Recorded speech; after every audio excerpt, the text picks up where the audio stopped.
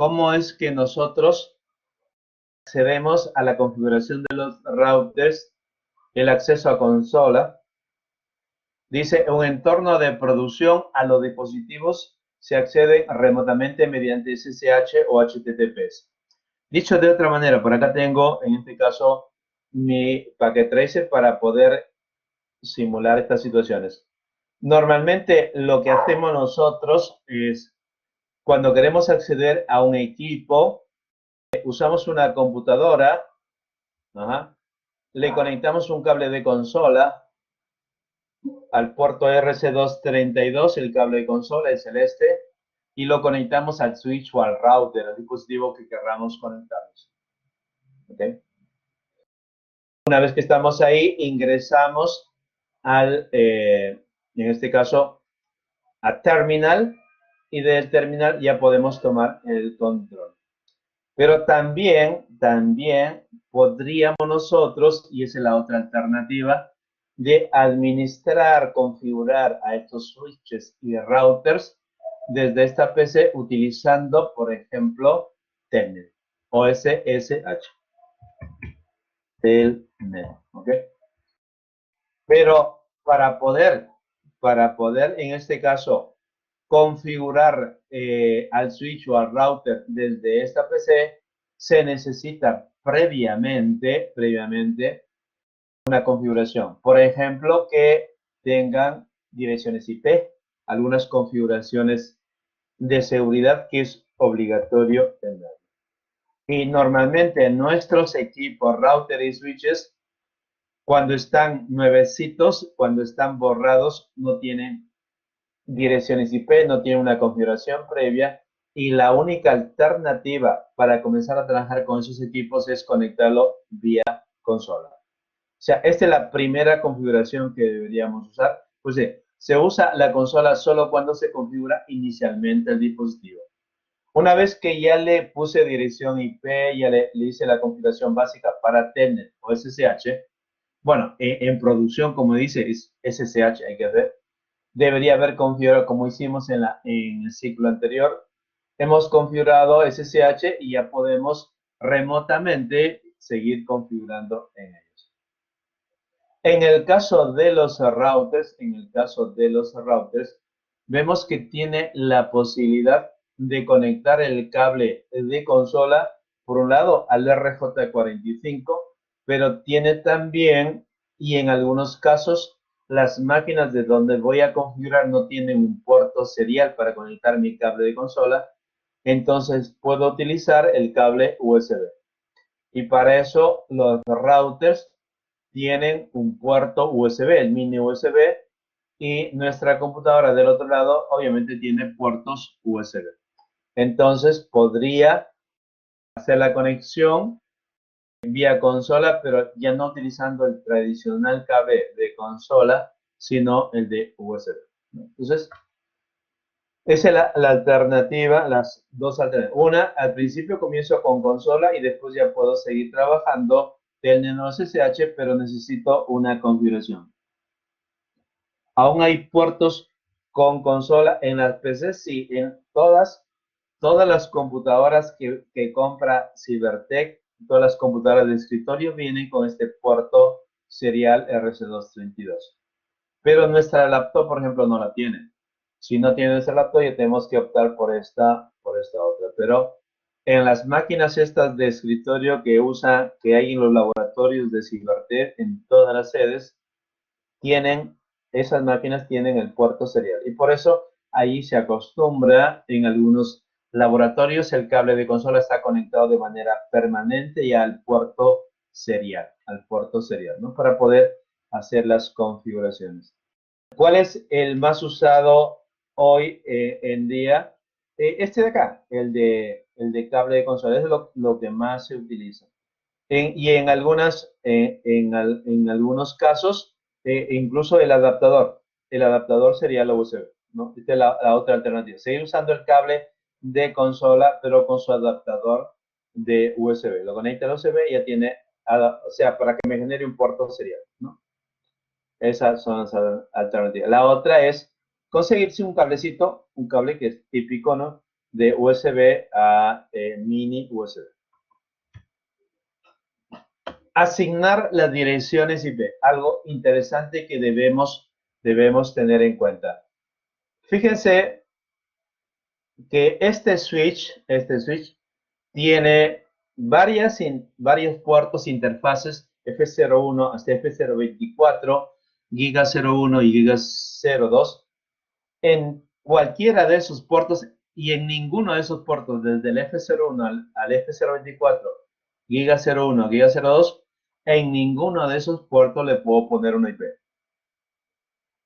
En este switch de capa 2, en ninguno de sus puertos le puedo poner una IP porque necesito de que tenga una IP y pueda ser administrado remotamente desde esta PC.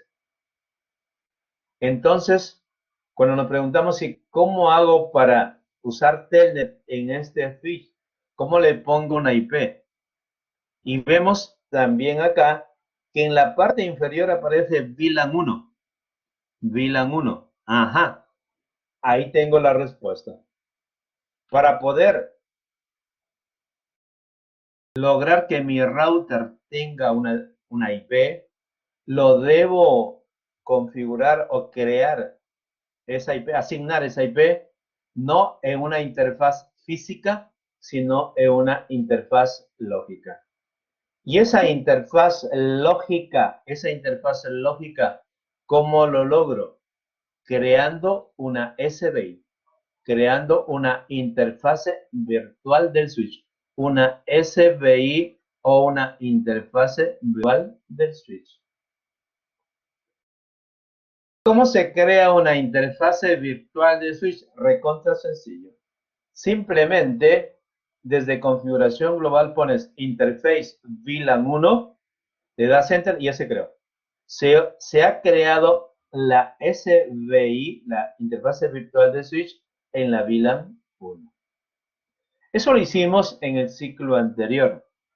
Y una vez que he creado la SBI, ya puedo en este momento ponerle una dirección IP y activarlo.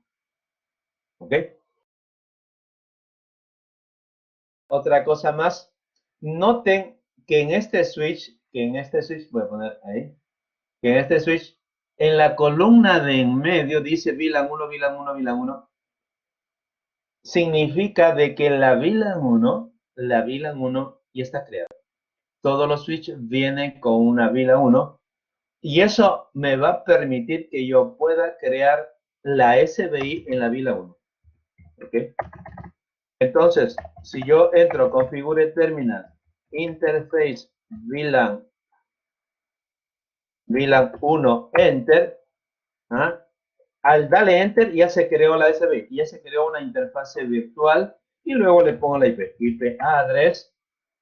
La dirección es 192.168.11.2, por ejemplo, 2, y la máscara, 255.255.255.0. Si es un enlace 24, le doy enter y luego lo activo como cualquier interfaz física, no shutdown.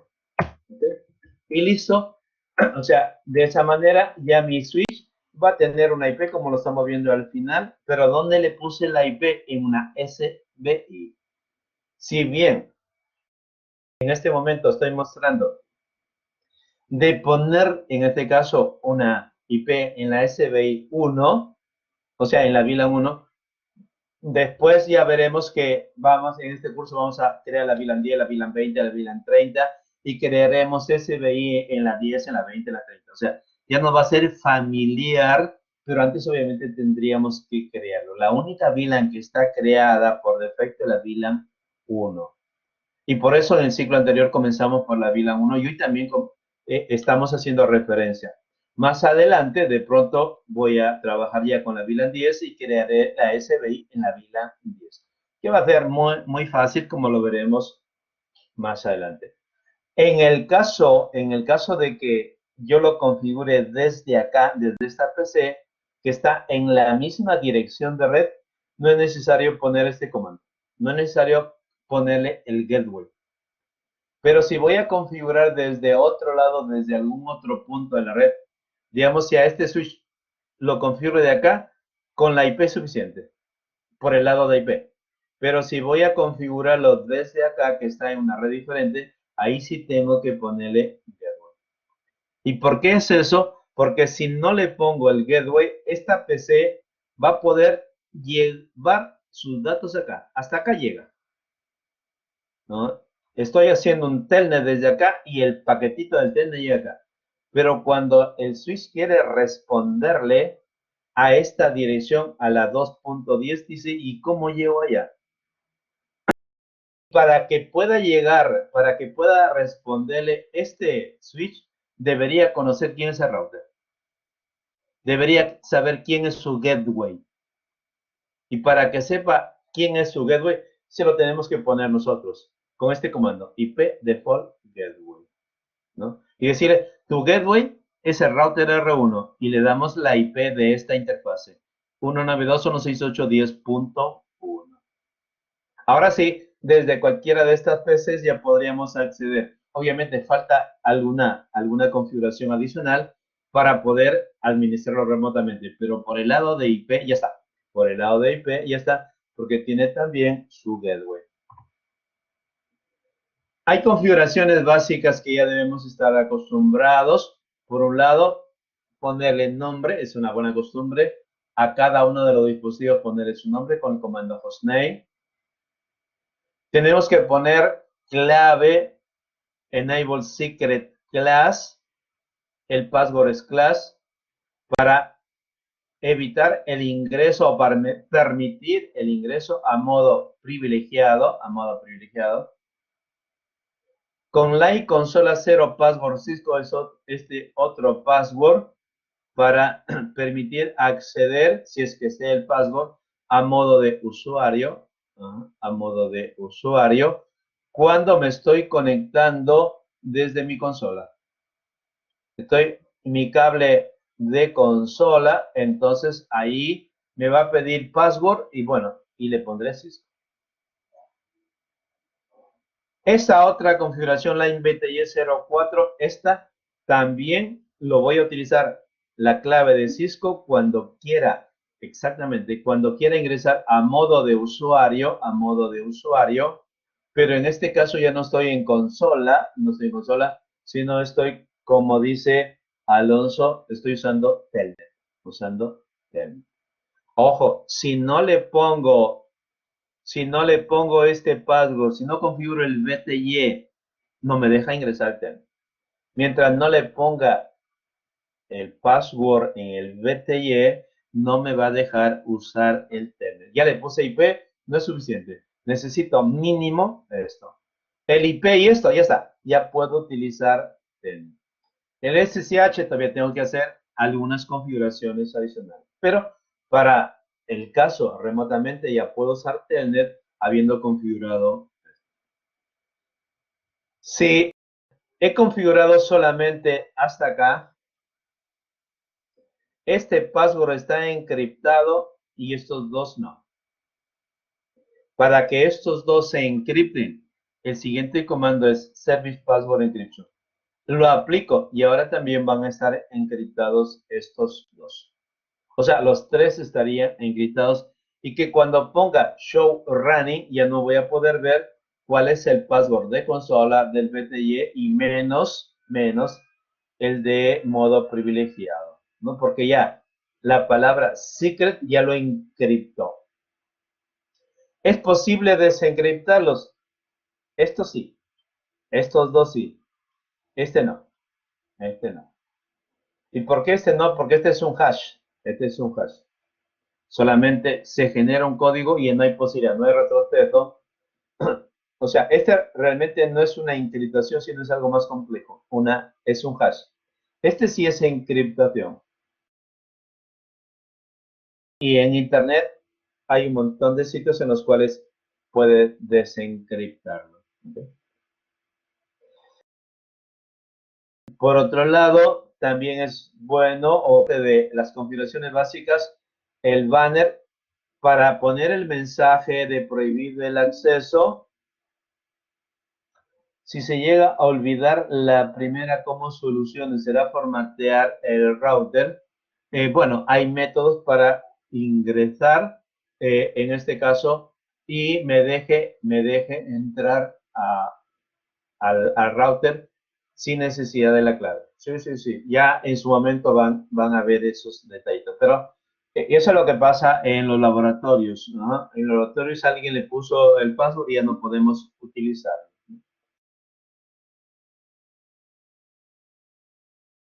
Una estrategia, una forma que han creado Cisco para poder, en este caso, poder acceder al router. Para darle seguridad a un router, si tú dejas el equipo así al aire libre, rápidamente un técnico de CCNA te inmediatamente entra al router, ¿ok?